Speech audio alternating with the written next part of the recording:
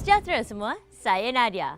Hari ini kita akan bincangkan topik yang dipanggil daya ke atas konduktor pembawa arus dalam suatu medan magnet. Medan magnet adalah kawasan di mana ada daya magnet bertindak. Ada dua jenis medan magnet yang akan kita tumpukan di sini. Satu, medan magnet yang terhasil disebabkan arus yang mengalir dalam suatu konduktor lurus. Dan dua, medan magnet yang terhasil daripada sebuah magnet kekal. Mari kita mengkaji apakah yang akan berlaku jika suatu konduktor pembawa arus diletakkan di antara medan magnet sebuah magnet kekal. Untuk mengetahui jawapannya, mari kita lihat visual ini. Suatu dawai konduktor pembawa arus elektrik menghasilkan medan magnet di sekelilingnya. Jika konduktor pembawa arus elektrik diletak dalam satu medan magnet, suatu daya akan bertindak ke atas konduktor tersebut. Akibatnya, dawai konduktor tersebut tertolak ke atas. Arah daya yang bertindak boleh ditentukan dengan menggunakan petua tangan kiri Fleming. Ibu jari menunjukkan arah daya, jari telunjuk arah medan magnet dan jari tengah arah arus. Tips, ketika menggunakan petua tersebut, pastikan ketiga-tiga jari tersebut berserenjang antara satu sama lain. Sebagai contoh berdasar gambar ini, dengan menggunakan petua Fleming tangan kiri, konduktor tersebut akan mengalami daya yang menolaknya ke atas. Bagaimanakah daya tersebut boleh terhasil? Daya pada konduktor pembawa arus dalam suatu medan magnet boleh terhasil disebabkan hasil gabungan dua medan magnet iaitu medan magnet daripada arus elektrik dan medan magnet daripada magnet kekal. Apabila kedua-dua medan magnet ini bergabung, ia menghasilkan medan magnet paduan yang dikenali sebagai medan lastik. Medan lastik ini tidak seragam, yang mana pada bahagian atas kekuatan medan magnetnya lebih kuat daripada bahagian bawah. Akibatnya, suatu daya paduan akan terhasil menghala ke bawah.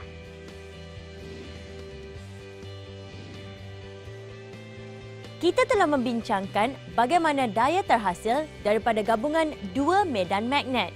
Sekarang, mari kita mengkaji faktor-faktor yang meningkatkan magnitud daya yang terhasil. Faktor-faktor tersebut ialah: 1. Jumlah arus yang mengalir pada konduktor. Semakin tinggi arus, semakin kuat daya yang terhasil. Dan 2. Kekuatan medan magnet kekal yang digunakan. Semakin kuat medan magnet yang diguna, semakin kuat daya yang terhasil. Apa akan terjadi kalau sebuah gegelung pembawa arus diletakkan dalam medan magnet? Untuk tujuan ini, mula-mula kita perlukan sebuah gegelung seperti di rajah ini. Kemudian, kita letakkan ia di antara medan magnet sebuah magnet kekal dan dibiarkan arus mengalir sepanjang gegelung tersebut.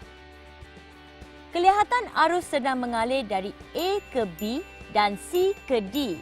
Dengan menggunakan petua tangan kiri Fleming, di sebelah sisi AB, daya terhasil akan bertindak ke arah bawah.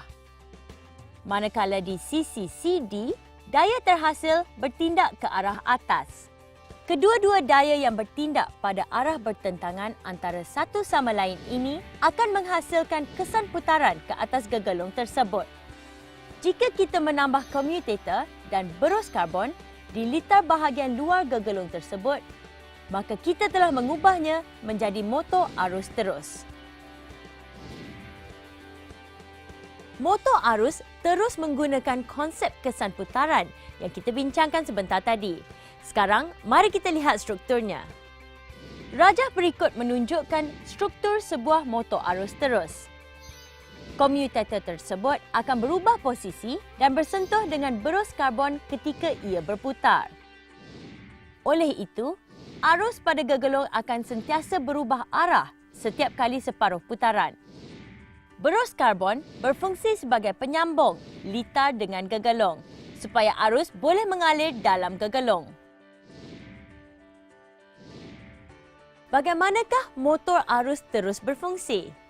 Apabila arus terus mengalir melalui gegelung, daya ke atas bertindak pada sisi AB dan satu daya ke bawah bertindak pada sisi CD. Daya putaran menyebabkan gegelung itu berputar mengikut arah jam. Apabila ia berputar ke kedudukan menegak, pengaliran arus melaluinya akan terputus seketika. Ini kerana pada kedudukan ini, berus karbon tidak menyentuh komutator. Gegelung terus berputar mengikut arah jam kerana inersianya. Putaran gegelung berterusan sehingga sisi AB dan CD bertukar kedudukan. Ini menyebabkan kedudukan komutator juga turut bertukar. Arah arus yang mengalir melalui sisi AB dan CD juga berubah. Dengan arah arus disongsangkan pada sisi AB dan CD, kedua-dua arah daya yang bertindak masih lagi sama seperti yang awal, maka gegelung akan terus berputar pada arah yang sama. Tips: konsep yang diguna pakai pada motor ini boleh diaplikasikan ke atas pemusing roda dalam kereta mainan kawalan jauh. Sekarang, mari kita cuba soalan-soalan berikut. Soalan 1. Gambar rajah menunjukkan suatu konduktor pembawa arus yang diletak di antara medan magnet. Labelkan arah daya yang dikenakan ke atas konduktor tersebut jika arus elektrik mengalir dari A ke B. Tips: guna petua tangan kiri Fleming. Arah daya adalah ke bawah. Soalan 2.